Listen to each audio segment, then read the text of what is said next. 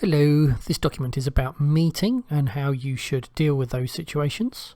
Don't forget the document itself is on my website www.gavinhouseinstructor.co.uk if you want to read it. I hope you enjoy it and I hope it's useful. Thanks. Here we have the contents page. Meeting is a big subject, so it goes over 2 pages.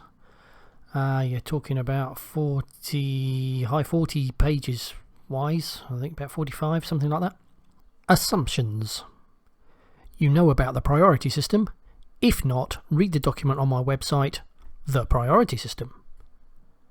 You know about controlling your speed. If not, read the document, Use of Speed and Limit Points. Let's listen to Rospa. Hope you don't fall asleep during this bit. This is an excerpt from the Royal Society of Prevention of Accidents about 20 zones in built-up areas. Drivers who travel at higher speeds have less time to identify and react to what is happening around them. It takes them longer to stop, and if they are involved in a collision, it is more severe, causing greater injury to the occupants and any pedestrian or rider they hit. The purpose of 20 mph limits is to create conditions in which drivers naturally choose to drive at around 20 mph as a result of the nature of the area. In 2017, overall compliance with speed limits remained broadly level, which it has done since 2011, but there were minor increases in vehicles exceeding the speed limit between 2016 and 2017. However, on 20 mph roads, most car drivers, 86%, exceeded the speed limit under free-flow conditions. It is important to note that this may not be typical of most 20 mph roads, as the data is collected from a sample of 116 automatic traffic counters. Almost half of car drivers exceeded the speed limit on motorways in 2017, and just over half of car drivers exceeded the speed limit on 30 mph roads, with some, 6%, exceeding the limit by 10 mph or more. Most pedestrian casualties occur in built-up areas. 19 of the 22 child pedestrians and 338 of the 448 adult pedestrians who were killed in 2017 died on built-up roads.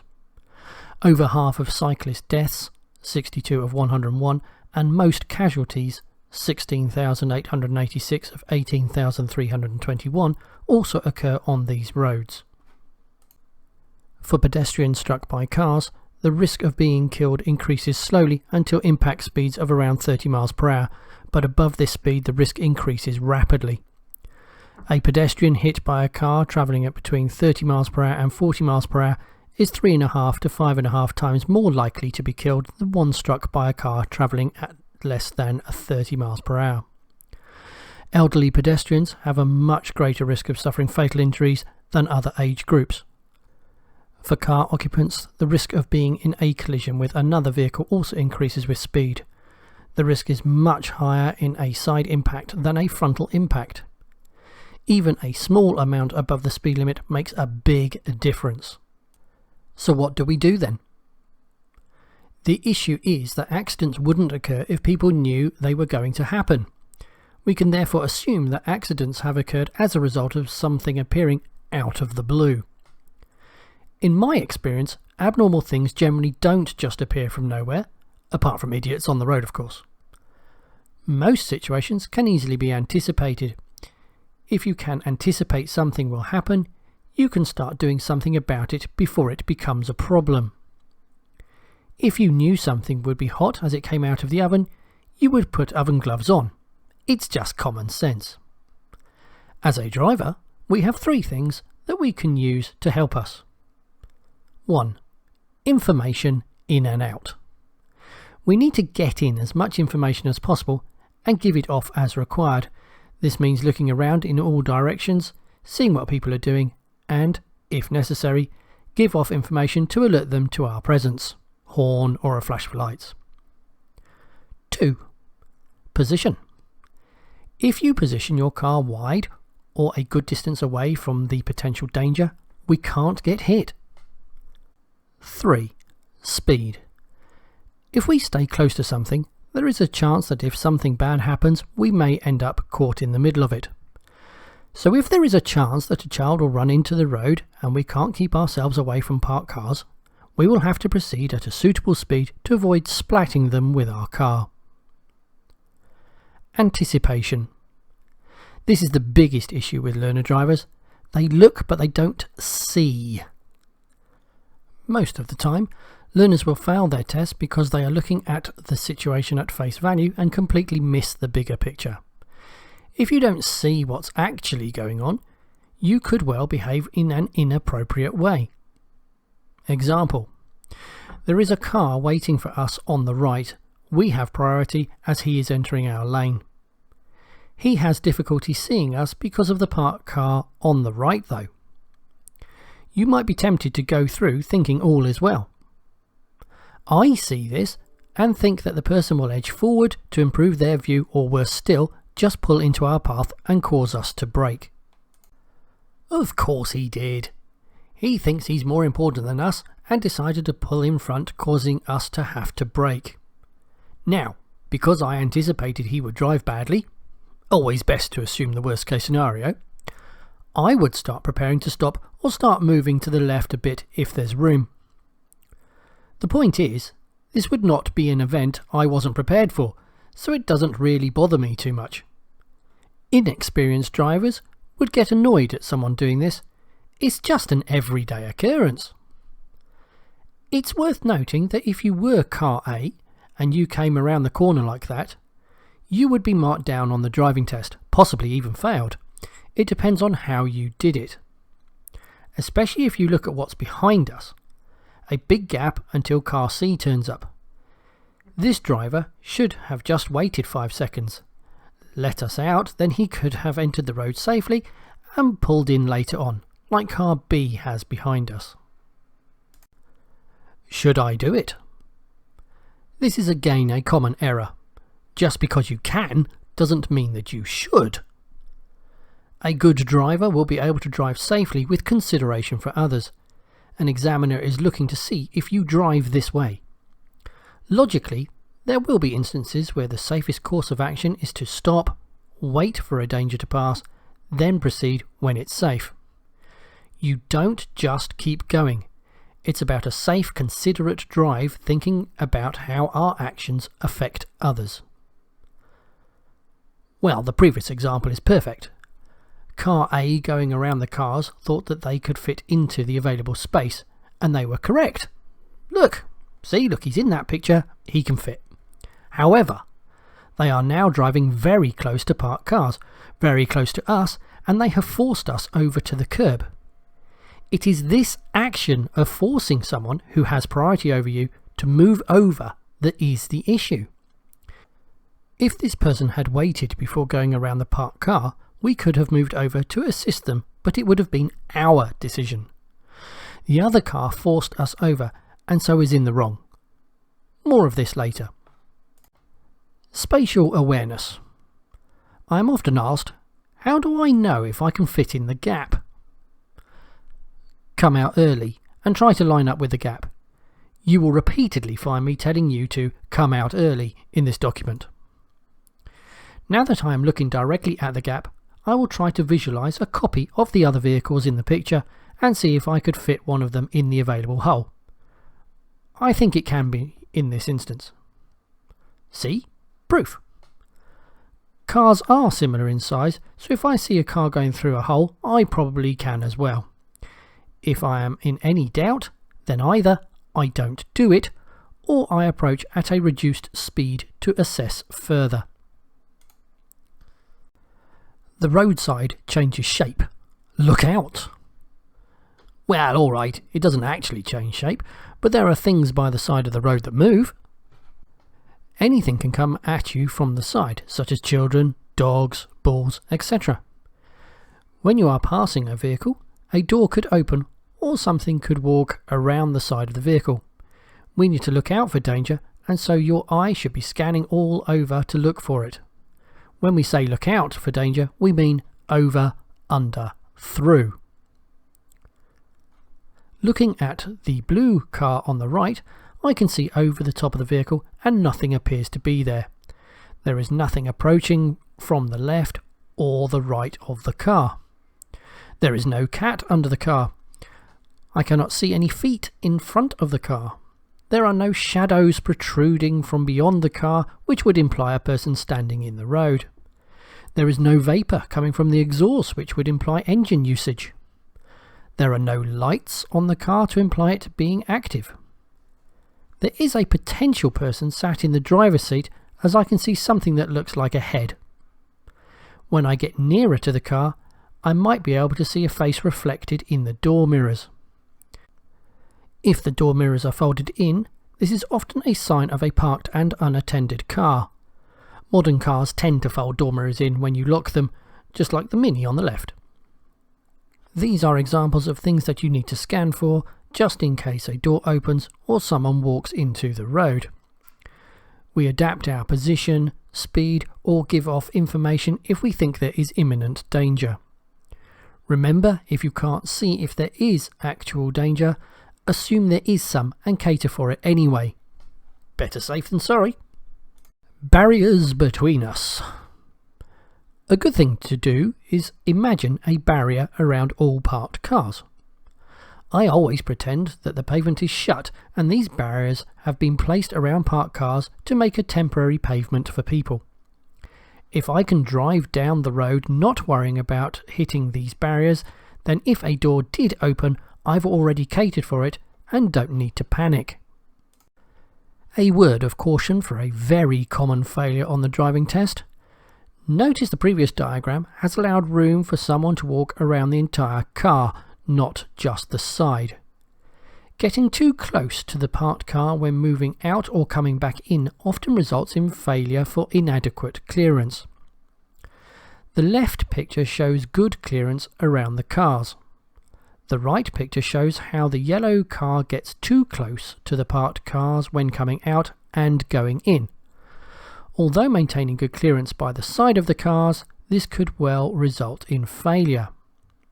Having said that, you can get close to a vehicle if you're only doing 1 or 2 miles per hour, because you can react quickly. As you can see, it's speed versus clearance. Less space, less pace. An examiner once said that it's better to drive near an oncoming car than a parked car because the oncoming car will see you and move. A child will just open a door without looking. Wide road. This is a wide road.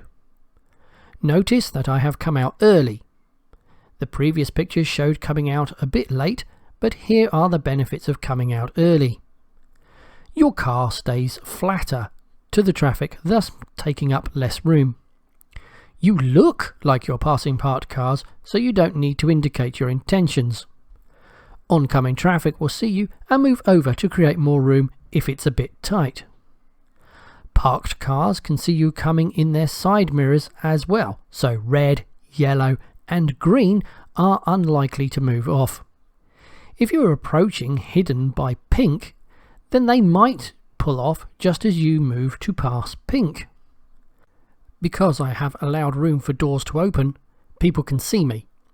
I get a good view around and oncoming traffic have lots of safe working space. I can keep my speed up.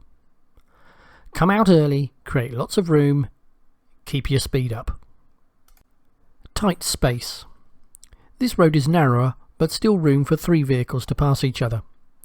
Same principle as before, come out early, but this time there is less space either side of the car, so we reduce our speed, maybe even 10 miles per hour. Because we came out early, blue would have seen it and moved over early. Of course, it is blue's priority, so they don't have to move for us. By coming out early, if blue didn't move over, we could abort and let them out before going in. I refer back to the sections Should I Do It and Spatial Awareness in this instance. If there's only 1 or 2 cars coming at you, the safer thing to do would be to let the cars pass the narrowing before you go in. If there are lots of cars coming, you can't just sit there as if there is room to get through, so you can make progress, but because of the proximity to others, you keep your speed down. Remember to look at the big picture. There is a lorry approaching and they have priority.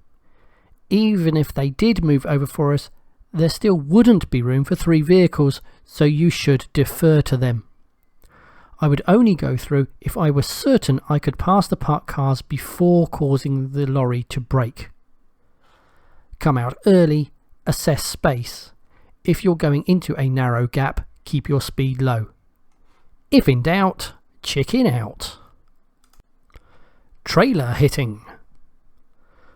On a drive, the only place we want to stop is our end destination. Every junction and obstacle is just something in the way. There is a limited amount of road that we all share. Your job is to use the bit of road you need when someone else isn't using it. Don't just turn up and stop. Turn up when the bit you want is empty. It's all about timing. To do this, I imagine that all vehicles are towing a caravan or trailer and I try to hit them. Not at the tow ball, but the back of the trailer. I want at least a car's length between the car and me. I approach slowly so I have a sort of run up and then accelerate into the trailer. In the picture, the numbers are where each car is at the same time, i.e. both cars are at 1, then they're at 2, etc. You can't have yellow at 8 when green is at 6. Yellow hasn't stopped. They're creeping slowly to allow green to pass the parked cars. 1, 2, 3, 4 and 5. Yellow starts to accelerate at 6. They pass each other at 7 and yellow comes across at 8, thus hitting the imaginary trailer at least a car's length away from green. Notice, yellow hasn't encroached on pink. They will still leave room for a person to walk around pink. See barriers between us about this. Yellow also approaches position near the central white line to get improved view. Again, they came out early. Come out early, get the timing right, hit the trailer by accelerating into the hole. Hold back position. Sometimes you will have to stop.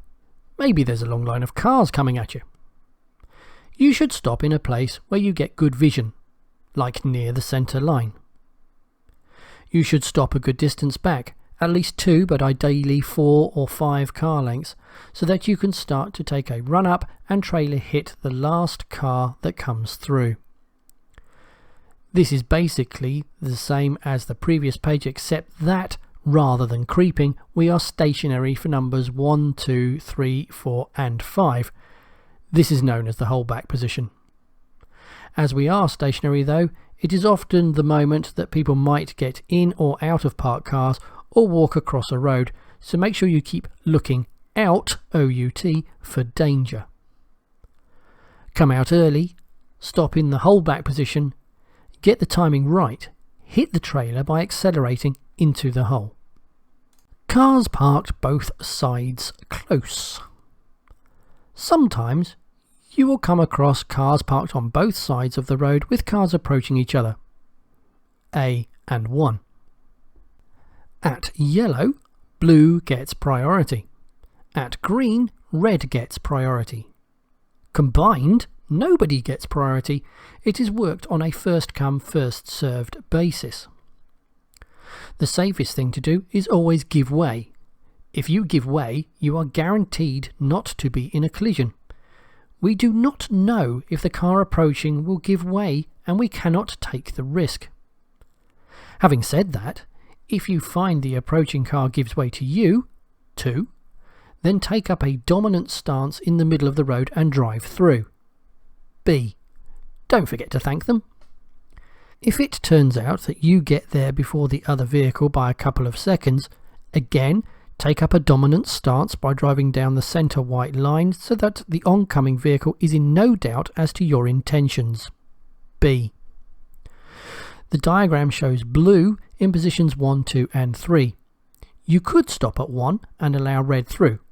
Hold back position. You could also move to 2 if red was a large vehicle and needed more room. 3 would be okay-ish, but make sure you don't get too close to green. Go when you can, but always err on the side of caution. Cars parked both sides apart. When parked cars are separated by a large gap, approaching vehicles can move to the left of their lane to allow the oncoming vehicles to drive down the centre line. Once they are between the parked cars, they can then move to the centre line themselves and both cars effectively go behind each other. What we are demonstrating here is consideration for others and the routes they might need to take. By slightly adapting our route, all parties are able to continue their journey unhindered. As usual, keep looking out, OUT, for danger coming from the sides. Plan ahead and consider other people. Could we adapt to help? Angle for space. Here the road is narrow. Dark green is having to weave around parked cars. At 1, the angle they've gone through isn't much at all, and subsequently they have poor clearance on grey and yellow. At 2 and 3, the angle is much better, so they have much better clearance. Don't just aim for a hole. Think about how much room there is. Could you adapt your drive to improve your situation? Obviously, each situation is different. Sometimes you have no choice but to drive close to something. Just drive slow to compensate. Shallow angle means poor clearance. Big angle means good clearance. Cars all the way down the road both sides. For the purpose of this, assume all blue cars are parked cars. Yellow and red want to pass. They have to meet at a part of the road where there's only one parked car. When meeting, you pull to the left or stop at a place to allow them to pull to their left. The only possible exception is if an emergency vehicle approaches and it's easier for me to park on the right than for them to try and squeeze past. Try to make as much progress up the road as you can. If yellow can get to F before meeting red, then they should. If allowing people to turn into or out of a side road, only do this if you gain an advantage or you are having to wait anyway. Don't just flip priorities. Options to consider. Red can wait at 1 for yellow to get to F. Red can wait at 2 to let someone out of Y or to allow yellow to pass. Red can wait at 3 to let someone go into Y whilst allowing yellow to pass. Red can wait at 4 to allow yellow into B, C or D. Red can wait at 5 to allow yellow into A. Yellow can wait at A to allow red through. Yellow can wait at B if red were turning into X, or to allow someone to exit X, or to allow red through. Yellow can wait at C to allow red through or allow someone to exit X. Yellow can wait at D to allow red through. Yellow can wait at E to allow red into 2 or 3. Yellow can wait at F to allow red through. Consider both cars' options. Meet at a wide point. Wait if you have to. Make progress where you can. Manoeuvring cars. So many people fail their test for this. Make progress where you safely can, but don't take risks. Equally, don't be overly nice. In the red box, green comes across pink trying to park. Initially, green is cautious, but the road is wide and pink can be passed without any risk of being hit, as green can allow loads of room. Green should carry on and not wait. Waiting would just block people behind. In blue box, green can only pass when pink is near position 2 or pink indicates that they are waiting for green to pass. Brake lights, left indicator comes on, driver waves green past, etc. When people are parking, They are busy doing that and are not focused on you. You can see that the front of pink swung into green's path, so it would be stupid to attempt to pass if there's no room. Go when there's no danger, but be happy to wait if needed. Same picture as earlier, except this time, at F, there's a lorry trying to reverse into a driveway. This happened on a driving test once. The lorry was going back and forth as they had a trailer on the back and were having trouble getting through the gateway. The student attempted to squeeze past the lorry and even mentioned, "Ooh, that's a bit tight." The examiner also thought that was a bit tight and failed them. The issue was that the lorry didn't know we were there, they weren't even looking at us, and at any moment they could have come forward again.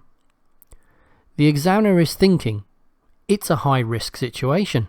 Option 1, wait until the risk has subsided, either by the lorry waving us through or by finally getting into the driveway. Option 2, try to squeeze through and risk being damaged. The student chose option 2 and demonstrated that they are a risk taker rather than safety first. We don't want risk takers. We want nice considerate drives where the car starts and finishes in the same shape and colour. Following cars through. Lots of people make this mistake, full licence holders and learners alike. Van A can see around and over car B.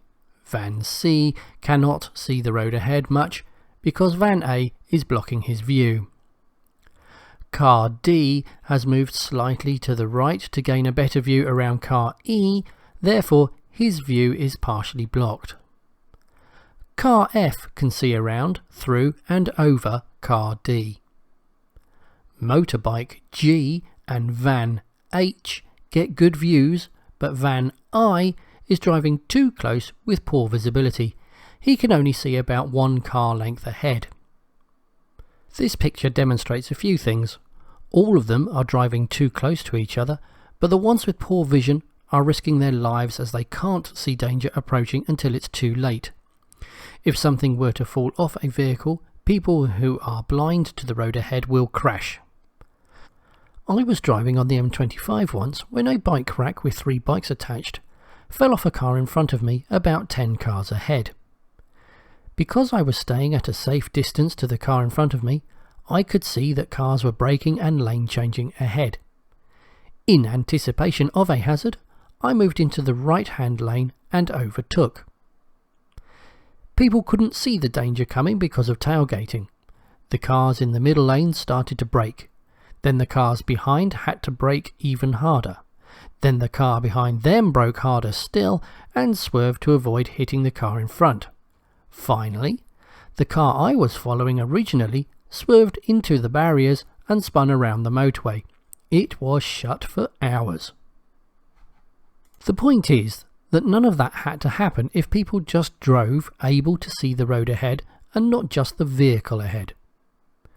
You must always drive able to see the road ahead. Always look beyond the car or cars in front of you and always assume that there is danger ahead until you know better. Here, red has pulled in between the yellow and pink cars to allow green through. Blue followed red around pink, unable to see that green was coming or indeed that yellow was there. Blue is now blocking the road. This is what blue should have done. Blue needed to get around pink but couldn't see ahead because of red. Blue let red go. Only when there is room for blue after pink will blue go around pink. In this example, that means waiting for green to pass so that red can overtake yellow. Of course, if there is nothing following green, then blue can follow red and pass pink and yellow in one move. Here, blue was able to see around and through red and see that there was enough room for both cars. Both red and blue could get around pink without causing green to have to slow. Here, blue is following red and couldn't see that parked yellow was coming up. Red has to stop to allow green through, so now blue has blocked the road. This happened on a driving test and resulted in failure. My student is represented as blue. There was a lorry parked on the left and cars were going around the lorry. People often think that if they follow the car in front around an obstacle, then anyone waiting on the other side will also have to wait for them. This is a very rude and arrogant way of thinking. Blue's vision was obscured by all the vehicles in front, and so could not see light green waiting to come through. Only as red van finally moved to the left after passing the lorry did Blue see light green, but by then it was too late. Blue should have let red van clear the lorry before committing to going around the lorry themselves. Had they done that, they would have seen light green, waited, then gone when safe and passed their driving test first time. Make sure you are never blinded by vehicles ahead. If you are, then drop back to improve your view and only proceed when you know you can do it. Be nice to large vehicles. The Highway Code has rules 221, 222 and 223 for this. Rule 221. Large vehicles. These may need extra road space to turn or to deal with a hazard that you are not able to see. If you are following a large vehicle, such as a bus or articulated lorry, be aware that the driver may not be able to see you in the mirrors. Be prepared to stop and wait if it needs room or time to turn. Rule 222. Large vehicles can block your view. Your ability to see and to plan ahead will be improved if you pull back to increase your separation distance. Be patient, as larger vehicles are subject to lower speed limits than cars and motorcycles. Many large vehicles may be fitted with speed limiting devices which will restrict speed to 56 miles per hour, 90 kilometers per hour, even on a motorway. Rule 223. Buses, coaches and trams. Give priority to these vehicles when you can do so safely, especially when they signal to pull away from stops. Look out for people getting off a bus or tram and crossing the road. From this we can infer that they need our help and we should be considerate to their problems. Drivers of these vehicles are all professional drivers. They know the rules. They know what they should be doing. However, large vehicles are difficult to manoeuvre, slow to accelerate and might have a lower speed limit imposed on them. They will often find themselves stuck. The following happened on a driving test. Yellow comes around a corner and finds a lorry waiting to get around the parked cars.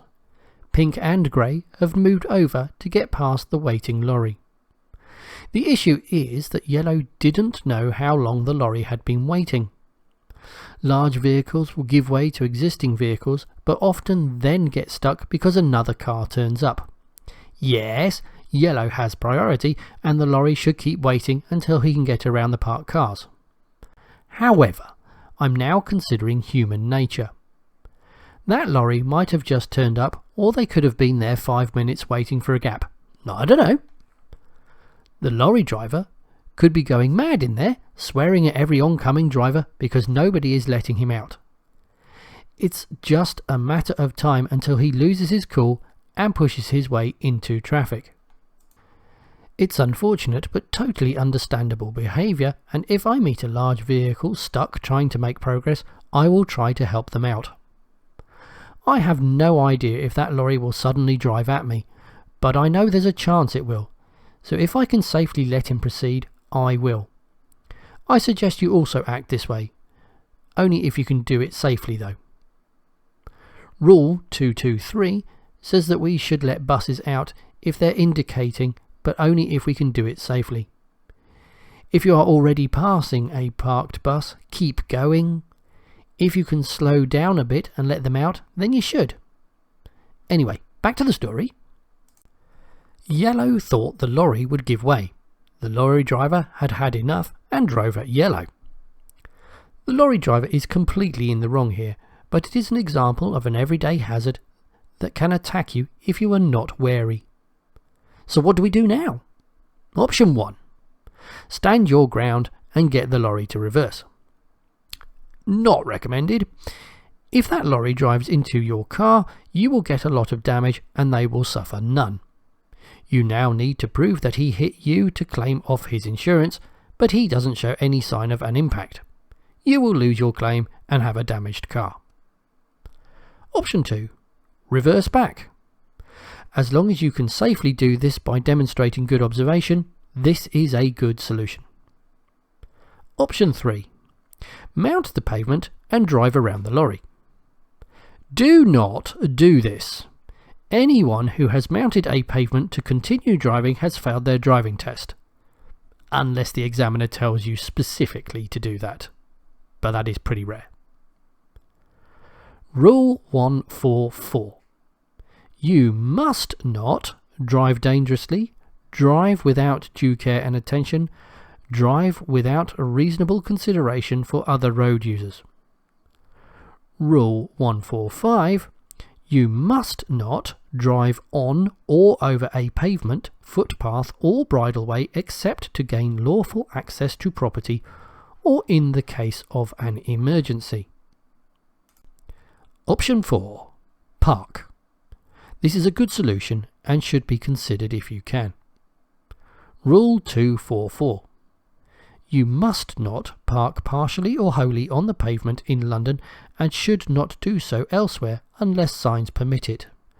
Parking on the pavement can obstruct and seriously inconvenience pedestrians, people in wheelchairs or with visual impairments, and people with prams or pushchairs.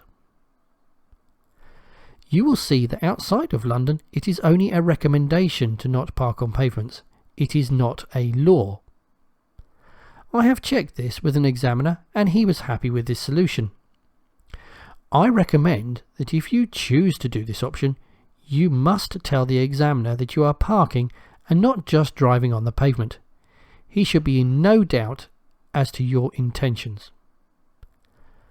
Unfortunately, my student chose option 3 and as a reward for breaking the law, got to do his driving test again.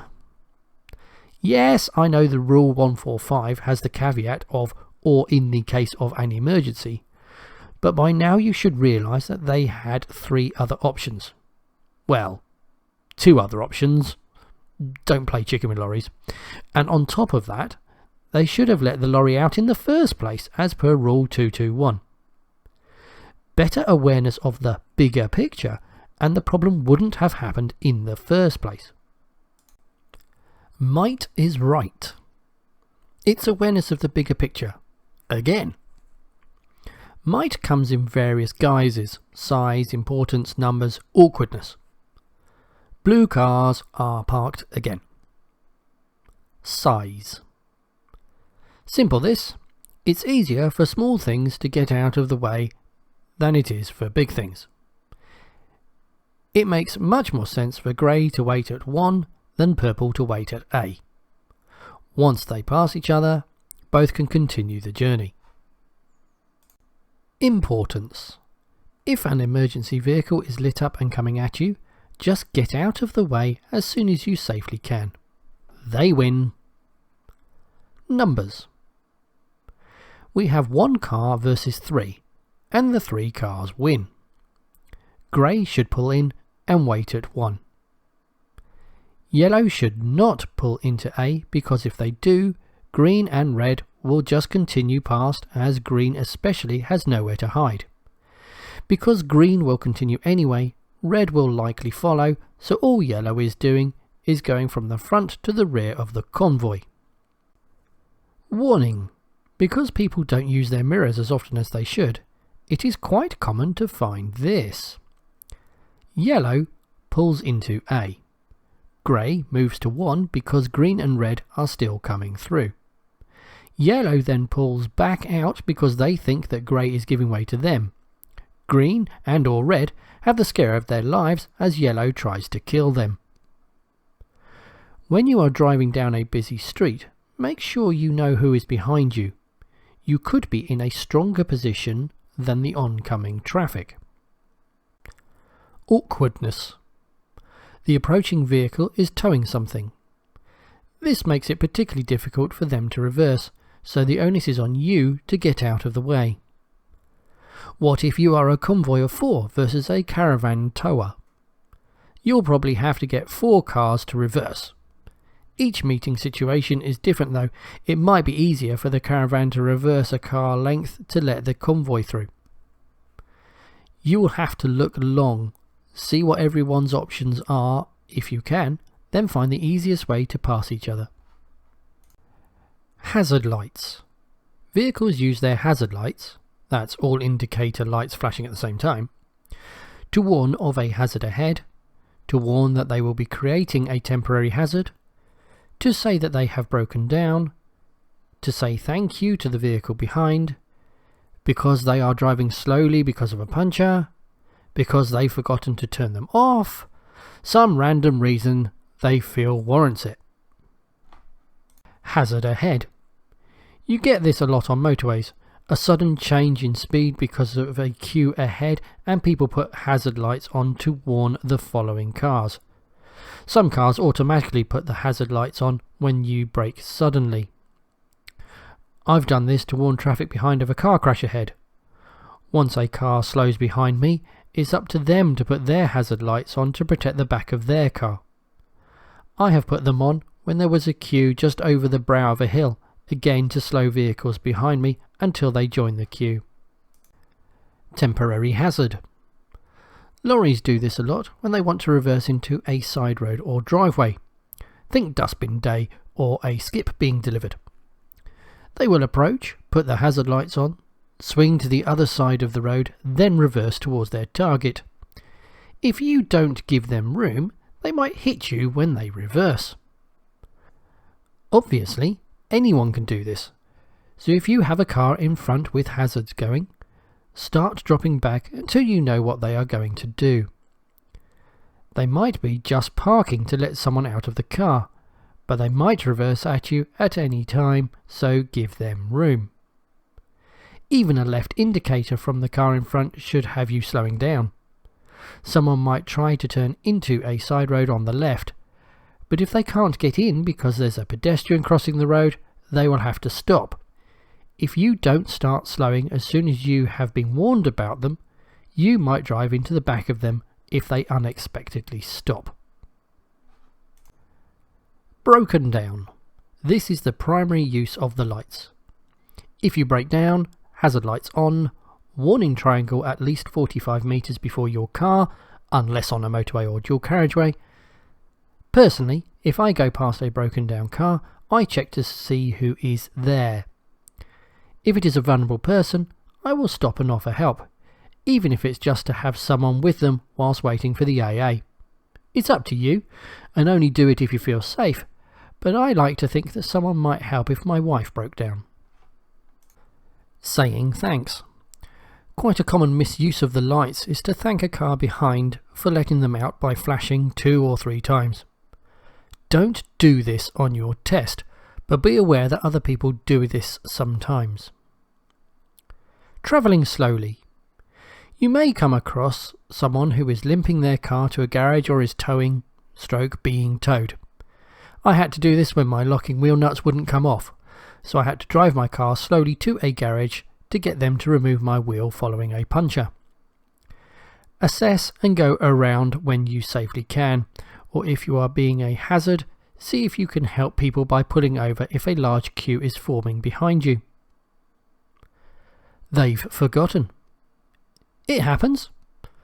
Sometimes you come across someone who has forgotten to turn them off. Just treat them with caution and go when safe. Obviously, you have no idea what they're likely to do, so be careful. Random reason. People have weird and wonderful ideas about when they should do things, and sometimes they just don't make sense. Just treat with caution and go when you can. The point is, a hazard light can mean many things. The person may need help, they may be warning you, they may be looking for a house and not even know you are behind them. Best thing to do is to drop back, assess the situation, and only go when it's safe. Going into holes. Let people out. I liken this to using the train. You let people out before you go in. The left pictures demonstrate green just turning into the middle of the road without checking first. They drive into the path of yellow, causing them to stop. Wrong! The right pictures show green taking different routes to allow any cars on the main road out before committing to going in there themselves. There are cars on both sides of the road. Green is entering. They will have to drive down the middle of the road. They must assume that someone is already using the road and drive to allow them out before going in themselves. A tale of woe. Now this might come as a surprise to some of you, but I haven't always been a driving god. I actually failed my first driving test when 17 because I didn't come out early and I didn't let someone out before going in. So you can learn from my mistake. I took my test in Henley-on-Thames. Lovely place, very affluent, nice houses. Anyway, I was approaching a corner and there was a removals van on the left loading up. I looked across the front lawn of the house and saw no cars coming. I then pulled out as I got to the van and met another car hidden by the van. I approached, but a bit of the road was obscured from view by the van. I waited to the last minute before pulling out, still thinking everything was fine. It wasn't fine. We both did an emergency stop and I then had to reverse back. Fail! What I should have done was come out early. After all, no other cars were around. I knew there were no cars approaching to the left of the van. I would have been able to check if the van was hiding anyone and discover that there was a car in there. I could then stop, see that the van was only hiding one vehicle and let them out. Add in the knowledge that there was no one else approaching to the left of the van. I could then go around the van and pass my test first time. But I didn't. I was stupid. Just use the oncoming lane. Again, a very common error. Students tend to keep a wheel in the left lane. See left. Red will have to wait regardless of where green places the car. The road just isn't wide enough for 3 cars. On the left, green is driving close to parked cars and taking the risk of failing their test for poor clearance. On the right, red still must wait, but this time green is catering for doors opening or children stepping out. Remember, safety first. Try to find the safest way of doing anything. Countryside passing places. At some point you will find yourself in the countryside. There will be roads that are only wide enough for one vehicle at a time and therefore you will be driving directly at oncoming traffic. The use of speed in the countryside is covered in my document, Use of Speed and Limit Points. Make sure you know this document. I'll assume that you have read it and will be driving at the correct speed. Here we have a road that is wide enough for vehicles to pass each other, but notice that the white line ahead is stopping. This is sometimes done when the road isn't wide enough for 2 vehicles, and so I would be extra cautious. Here the road narrows even more down to a single lane. Frightening to think that the national speed limit applies here, so there could be a car driving at us at 60 miles per hour. On the left is a cutout. On the right is a sort of driveway. Cars can pull into their left and pass each other here. There appears to be 2 more passing places further up the road. Here's the first. If cars were to meet, the first car to get here would wait as far to their left as they could. The second car would then move to their left and each would squeeze past each other slowly. Here's the second. This time there's more room on the right, but everyone would still pull over to their left and wait at the widest part to pass each other. Just a word of caution, if you aren't sure what is on your left, don't go there. In this picture, there is a ditch hidden by the tall grass on the left. Many a car has fallen into a hidden ditch, so try to stay on the visible part. Flashing of headlights. Rule 110. Flashing headlights. Only flash your headlights to let other road users know that you are there. Do not flash your headlights to convey any other message or intimidate other road users. Rule 111. Never assume that flashing headlights is a signal inviting you to proceed. Use your own judgment and proceed carefully. A flash of a headlight is an alternative to the use of a horn. You are alerting others to your presence. The problem is that most road users flash their headlights for multiple reasons. Taxi drivers and bus drivers say hello to each other. Some warn you of speed cameras. Some warn you of danger ahead. Some cars hit bumps in the road, and as the bonnet raises, it can look like the headlights have flashed. Some people flash their headlights by accident when putting the indicator on. Friends say hello to each other by flashing. You also can't limit who can see the flash or how they interpret it. Again, being the bad lad gangster that I was when I was younger, I used to flash my headlights just like everyone around me did. Then one day I was approaching this junction, A. Notice the trees on the left. It was a horrible night, dark, raining, wintertime. My wipers were on, my lights were on, there was light reflecting everywhere because of the rain. It was rush hour and I was in a moving queue. A car was pulling from the side road on my right into the main road and was trying to turn right. B. I was approaching from A, so being the decent sort of chap that I am, I slowed down to create a gap between myself and the cars in front of me and flashed my headlights to let the car from B pull in front of me. At that point, a woman in a black dress, black coat, black shoes, black satchel, standing under the trees in the shadows out of the rain, suddenly stepped into the road at C, smiling and waving thanks at me for letting her cross the road. Well, I was startled, shall we say, and may have muttered the words, "Good heavens, that's a moment for sure." Whacked on the brakes, skidded on the wet roads towards her. She suddenly jumped back onto the pavement and had a moment of her own. I probably had to wind the window down to let the smell out. And breathe and relax. That taught me that whoever sees a flash of a headlight will interpret it in any way they want to.